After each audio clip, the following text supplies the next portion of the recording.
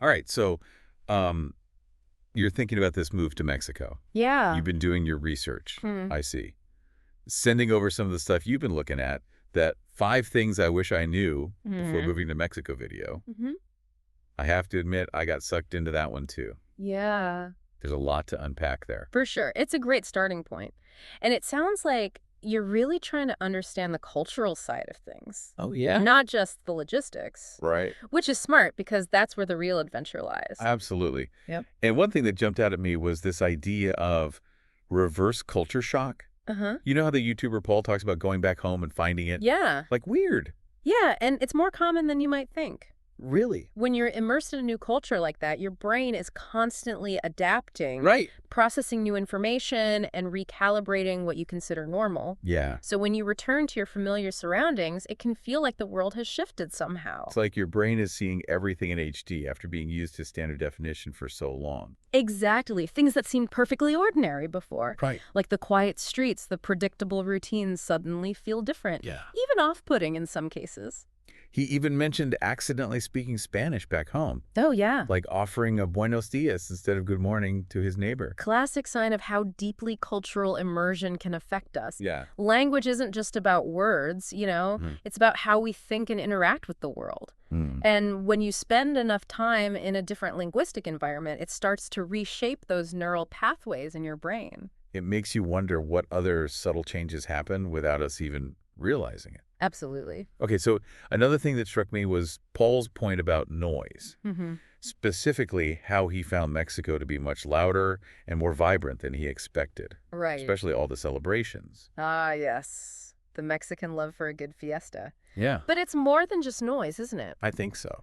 It's about a different attitude towards community and social interaction. In many Latin American cultures, celebrations are a vital part of life, Uh-huh. a way to connect with family, friends, and neighbors. He mentioned how these celebrations often involve loud music fireworks, Mm-hmm. even dancing in the streets. Right. And that can be a bit jarring if you're coming from a culture where those things are less common Yeah? or more regulated. Yeah. Think about it. In many Western societies, noise is often associated with disturbance Right. or even aggression. Mm-hmm. But in Mexico, it can be an expression of joy togetherness and a celebration of life itself. That story he told about the restaurant, Gabby's facing noise complaints from an American neighbor, Yeah. really drove that point home. Oh, yeah. I mean, it sparked protests and even legal battles. It highlights a fascinating clash of cultural values, doesn't it? Yeah. What one person perceives as intrusive noise, Right. another sees as a vibrant expression of community spirit. For sure. So much of what we consider normal or acceptable is shaped by the cultural context we grew up in. This is all making me realize I need to seriously think about my own noise tolerance before making a move.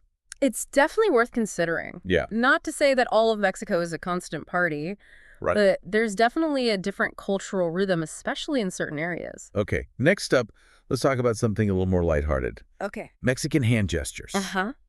I have to admit, I was fascinated by the examples Paul gave in the video. Nonverbal communication is a fascinating world, and Mexico certainly has a rich vocabulary of gestures. Right. It's like a secret language that adds another layer of nuance to their communication style. Like the Mexican finger nod, Mm. where you subtly point your chin upwards instead of nodding your head to say Yeah. yes while drinking. Yeah.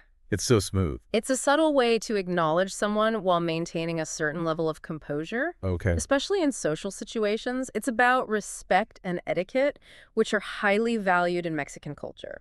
And then there's the raised hand as a silent thank you, particularly when driving. I can definitely see that coming in handy. It's a simple, efficient way to acknowledge someone's courtesy without interrupting the flow of traffic.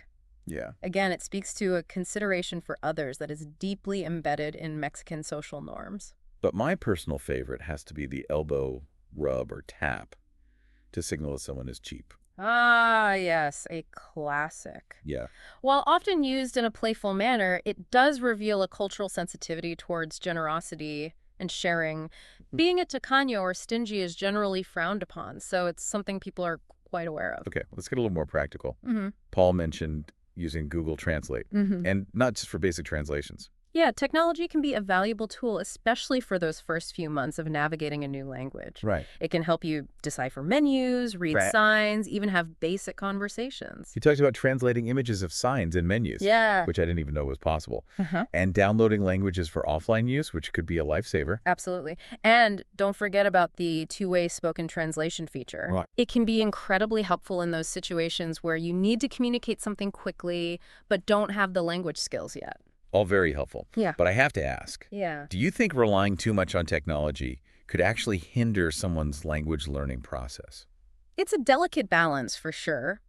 While technology can be a great crutch, Right. it's important to remember that true language acquisition comes from actively engaging with the language, making mistakes, and pushing yourself beyond your comfort zone.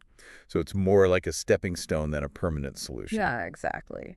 And remember, learning even basic Spanish can open up a whole new world of connection and understanding. Hmm. It shows respect for the local culture and allows you to engage with people on a deeper level. All right. This next topic is especially relevant for you since you're actually planning a move. Okay. Tourist seasons. Mm-hmm.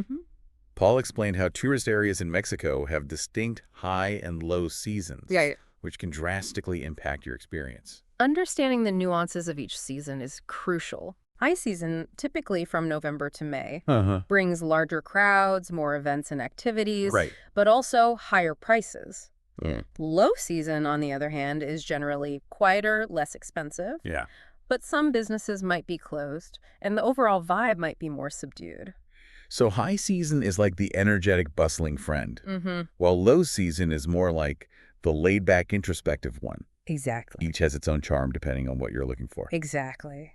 Do you thrive in lively environments with constant action? Right. Or do you prefer a quieter pace where you can really soak in the local culture without the crowds? And this brings us to our final point for this part of our deep dive. Okay. And it's a fun one.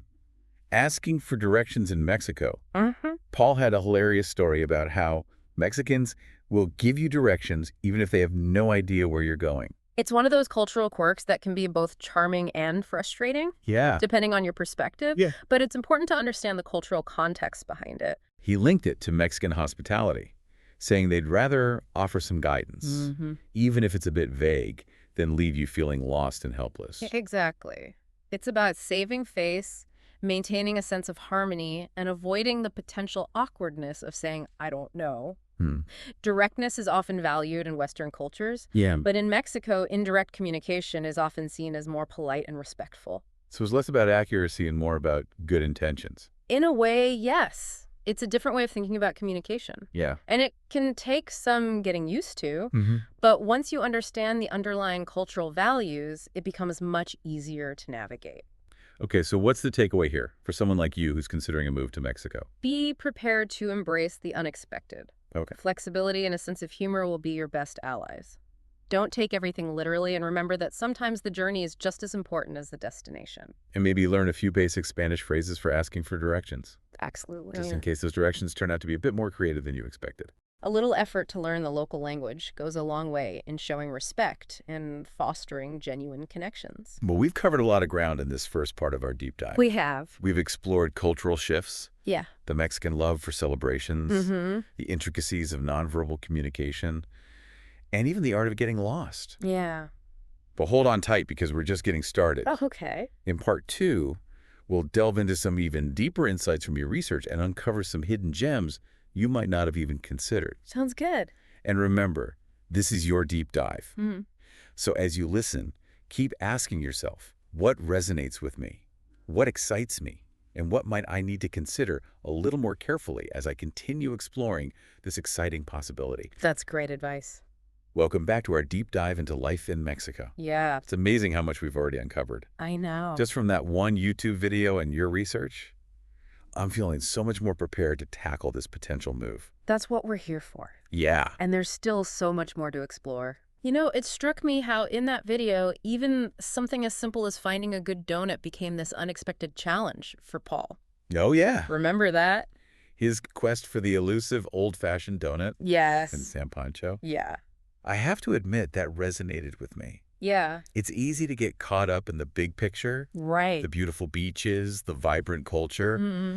But sometimes it's those little everyday things Yeah. that can really make or break your experience. Exactly. And it goes beyond just food. Okay? It's about finding those familiar comforts, those little rituals that make you feel grounded at a home. Yeah. It could be a particular type of coffee, a Okay. favorite TV show, Uh, or even just the way people greet each other on the street. it's like a reminder that moving to a new country isn't just about the adventures and the excitement. Right. It's also about creating a new sense of normalcy amidst all the unfamiliarity. Absolutely. And Yeah. that takes time, Yeah, patience, and a willingness to adapt. for sure. Sometimes you'll find exactly what you're looking for, Yeah. and other times you'll have to get creative and embrace the local alternatives.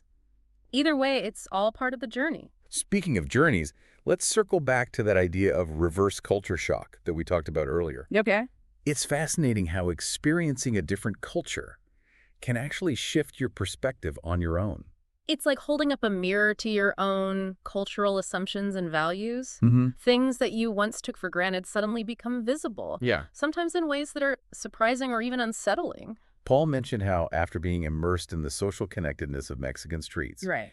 going back home to his quiet suburb felt almost isolating. Yeah. It made him realize how much he valued that sense of community and spontaneous interaction. That's a great example of how cultural immersion can help us identify what truly matters to us, Mm-hmm. both personally and socially.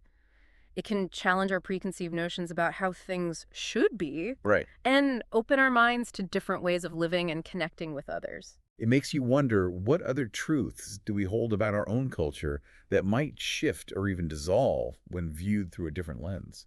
That's the beauty of cross-cultural experiences. Yeah. They push us outside our comfort zones, challenge our assumptions, Right. and ultimately help us develop a more nuanced and compassionate understanding of the world. Okay, let's shift gears a bit and talk about communication. Okay. Specifically, those cultural differences that can sometimes lead to misunderstandings, Uh-huh. like the whole noise issue we discussed earlier. Right. That story about Gabby's restaurant really brought those differences into focus. It's a classic example of how something as seemingly straightforward as noise Right. can be perceived and interpreted in vastly different ways depending on your cultural background. What might be considered normal or even festive in one culture can be perceived as disruptive or disrespectful in another. Mm. And when those different perspectives collide, it can lead to tension and conflict, as we saw in that case. Exactly. It highlights the importance of cultural sensitivity and a willingness to understand where the other person is coming from, even if you don't agree with their perspective. It's about recognizing that there's not always a right or wrong answer, Mm. just different ways of seeing and experiencing the world. And that brings us to a crucial point. The importance of communication. Not just verbal, but also nonverbal. We've already talked about the fascinating world of Mexican hand gestures, but there's so much more to consider when it comes to navigating those subtle cultural nuances. Like the way Paul described how Mexicans often avoid saying no directly. It can be confusing, especially if you're used to a more direct communication style. Right. In many cultures, directness is valued for its honesty and efficiency. Yeah. But in Mexico and many other Latin American countries, indirect communication is often seen as a way to preserve harmony, avoid confrontation, and maintain a sense of respect. It's like that story about asking for directions. Mm-hmm. Mexicans would rather give you some kind of answer, even if it's not entirely accurate, than leave you standing there feeling lost and helpless. It's not about being deceitful, it's about prioritizing social smoothness and avoiding any potential awkwardness or embarrassment. So how can someone prepare for these kinds of communication differences, especially if they're moving to Mexico for the first time? First and foremost, be aware that these differences exist. Okay. Don't take everything literally and be prepared for a bit more ambiguity in communication. Learning some basic Spanish will also help immensely. It's not just about the words themselves, Right. but also the nonverbal cues, Mm-hmm. the tone of voice, Yeah. the facial expressions, all those subtle things that contribute to the overall message. Exactly. And perhaps most importantly, be patient with yourself and with others. Cross-cultural communication takes practice and a willingness to learn from your mistakes. It's all part of the adventure, right? Absolutely. And speaking of adventure, we've got one more part to our deep dive. After a short break, we'll explore some practical tips for navigating tourist seasons, packing essentials, and finding those hidden gems that make Mexico so special. Welcome back to the deep dive. It feels like we've already explored so much about life in Mexico, We have. from the cultural shifts to the communication styles, but I'm ready for more. What else do we have in store?